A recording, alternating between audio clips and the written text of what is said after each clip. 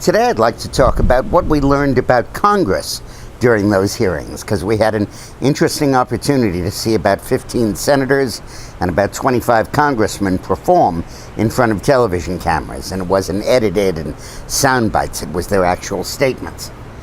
Well, I think the first thing, the most important thing we learned, is that there's only one political party in Congress, the opposing party, the Republican Party. The Democrats just went up there member after member after member and gave the canned statements they were handed by the administration.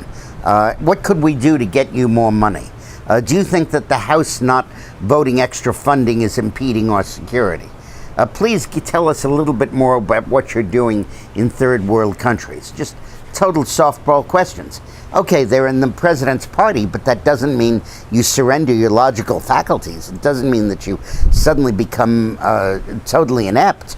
Let's remember that when Richard Nixon was impeached, Republicans were a big part of the reason.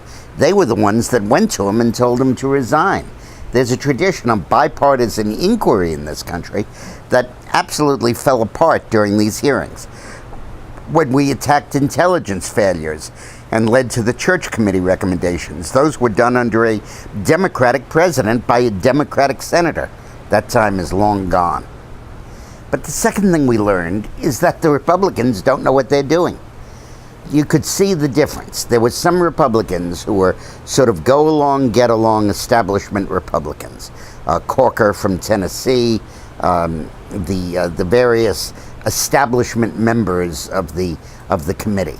And they went along really with just the same kind of softball questions, maybe with a little edge to them. Risch of Idaho, it's a little edge to them that the other people did. Sadly, Rubio didn't distinguish himself at all. His questioning was pathetic. I would have expected much more of him.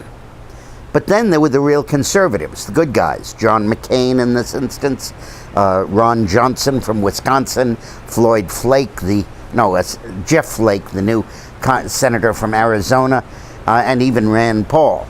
They really went after Hillary very aggressively. So they get some kudos for that.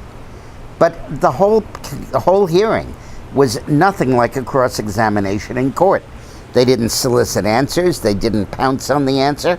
The time limit to each member was sacrosanct. In the House hearing, they had a guy from Samoa use up 5 minutes or more of time with some stupid, talk about how wonderful Hillary is.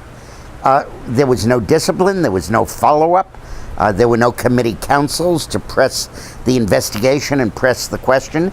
There were not follow-up questions.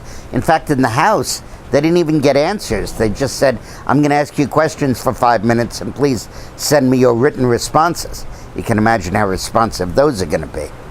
What we saw here was a partisan, dysfunctional Congress of members that largely do not know what the hell they're doing.